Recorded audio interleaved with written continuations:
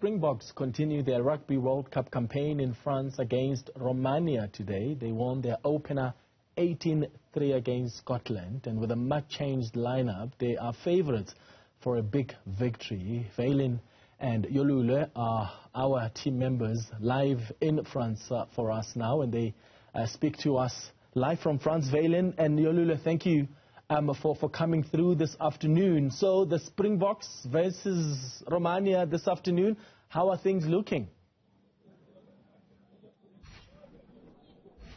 Thank you very much, Clement. Yes, well, these two teams have in fact only met once previously in a Rugby World Cup, and that was way back in 1995. But if you go by what the bookies are saying, South Africa are a 1,000-to-1 favourites to beat Romania. We know that in Romania's first match at the Rugby World Cup, they were beaten by Ireland 80-8, a new record for the Irish team. It's going to be another very difficult encounter against the reigning world champions, South Africa. South Africa, Yolulwe, have also had their difficulties. Massive news this week coming that Malcolm Marx is out of the picture, and yesterday Newzroom Afrika, the assistant coach of the Springboks, saying that after today's match we are going to see who they are going to call up in his place. We know that earlier, well, 2 evenings ago, we had Andre Pollard. He was back on the field for Leicester Tigers. Although he received a yellow card, he did play 30 minutes of that match, created 2 tries. But interestingly, Newzroom Afrika mentioned the name of Joseph Dweba. So I think they're going to be watching closely what happens in this game. Were you quite surprised at how much kicking we saw so many of the players actually do at yesterday's training? Firstly, Vaylen, let me start by saying bienvenue dans la ville de Bordeaux. Welcome to the city of Bordeaux to our viewers back home. Vaylen, interesting that you bring up that Joseph Dweba conversation, because I think last week a lot of people were speaking about the depth that we have in our hooker department, but then it sort of set in a bit of logic. Hooker is a very specialized type of position. So now that conversation has started to creep in, saying, should we get to the latter stage of this competition, we're playing bigger opposition and we need to get a hooker replacement in the 60th minute? Will the likes of Dion Fourie be able to contend with the pressure as well as what is required from that particular role? That is why the Joseph Dweba conversation has started to creep in. The kicking conversation as well. We saw Mani Lubok was fantastic with ball in hand, was very innovative even with his cross kicks, but with kicking from the ball on the tee was a bit of a problem for him. But Sia did come out to defend him in a press conference, saying it's a holistic effort. They've got other kickers such as de Klerk, who's also on the bench, who can cover Flyhoff, and is going to do that today. So that is where we're standing at the moment. Should they see that the kicking department still needs a bit of help, Pollard is one of the people that you can call on. Should the hooker department still need a bit of strengthening, Joseph Dweba certainly is the man for that particular job. Oh, okay, come, we've got some South Africans because... Oh, come. Okay, come, we're live to South Africa. Tell me, what's your name, who are you, and where you're from? Hello, my name is Clarissa. I'm a proud Bok supporter. Ikobi Bokke!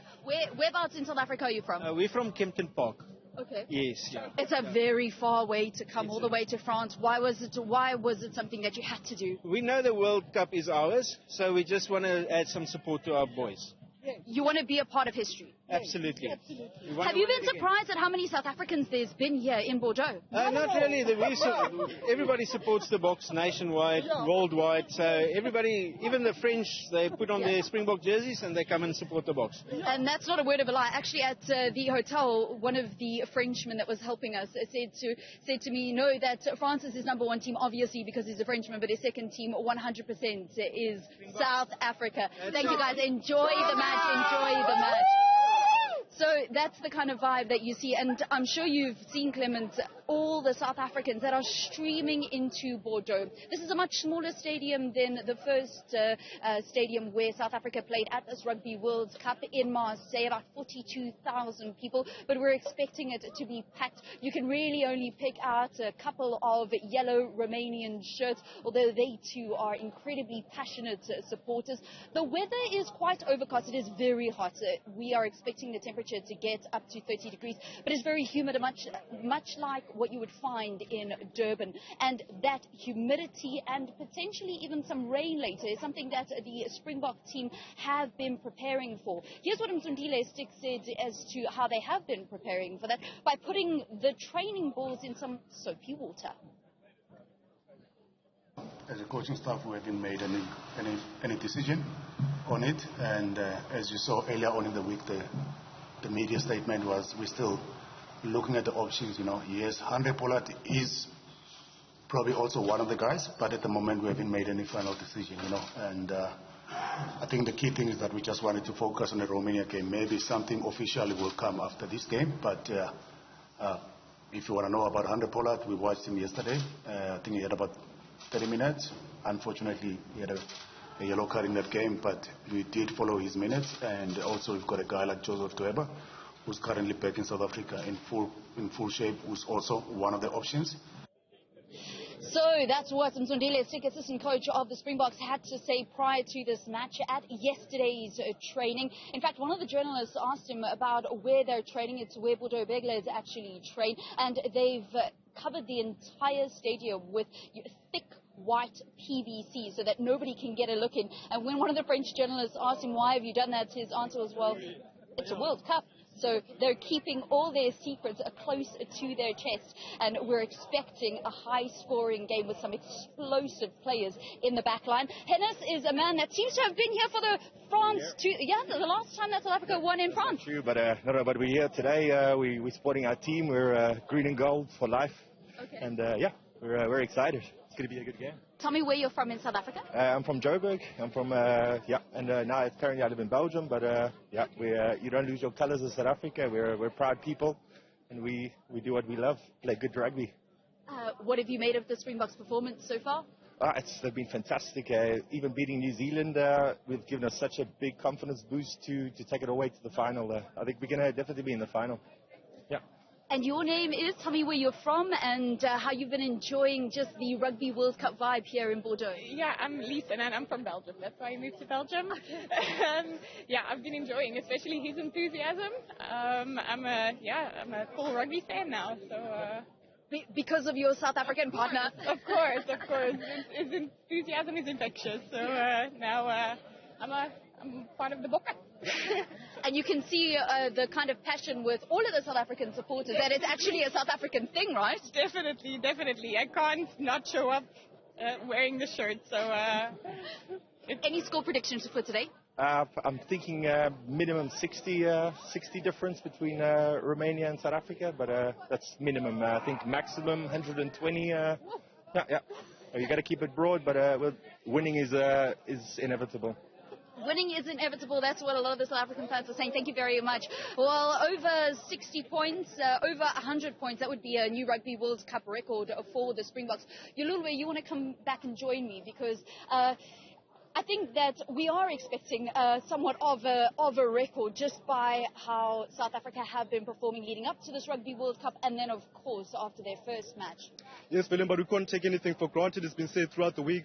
Mazoloma Pimpi also spoke about that. I asked him how he feels about getting his first run in this particular tournament. He said, it doesn't matter who he plays against, whenever he wears a Springbok jersey, it means a lot to him. And he's also expecting Romania to come in and give them a good run for their money. He also made a reference to the Uruguay, New Zealand and Uruguay-France game and said that, listen, we saw there that if you change your team a little bit, the second-tier nations, they will come in and cause a bit of problems for you. But if you're going by what the Irish did, when they put 82 points over this particular Romanian side, we have to get closer to that. But one thing to say about the Irish team, they play their full-strength team, the same way they did so again last night against Tonga. So they are building momentum, and they use Romania as one of the teams to build momentum with.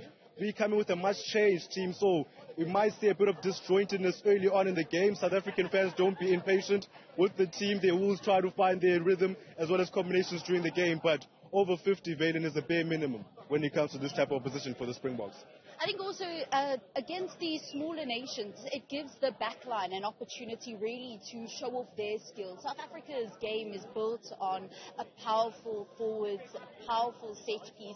So games like this against smaller opposition where the backline are given the freedom to run, would you say that they want to take that opportunity with both hands?